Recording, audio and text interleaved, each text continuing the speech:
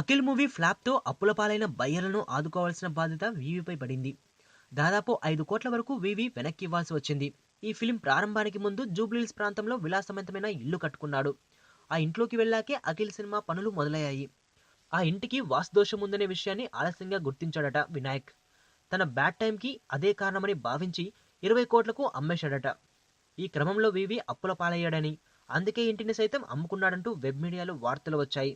దీనికి అసలు కారణం ఏంటో ఇప్పుడు తెలిసింది. ఇండస్ట్రీలో ఫామ్ బాగున్న టైంలో సొంతూరులో ఉన్న వీమాక్స్ థియేటర్ను కొనుగోలు చేశాడు. ఇప్పుడు దాన్ని కూడా బేరానికి పెట్టేశాడని సమాచారం. ఇల్లు అమ్మగా వచ్చిన డబ్బులు ఈ థియేటర్ అమ్మేసి మొత్తం అంతా కలిసి విశాఖలో థియేటర్ కొనేందుకు సిద్ధమయ్యాడని ఇన్సైడ్ సమాచారం. నా కూతుర్ని కిడ్నాప్ చేశారు రిషి. నా కూతుర్ని వెతికి పెట్టగలవా? ఎవరినో పెళ్లి చేసుకొని వెళ్ళిపోయింది. ఇప్పుడు వాళ్ళ కూతురు కిడ్నాప్ అయితే నీకేంట్రా? 2 months బ్యాక్ ఒక చిన్నపిల్ల కిడ్నాప్ అయిందండి. కిడ్నాపా? ఎప్పుడండి?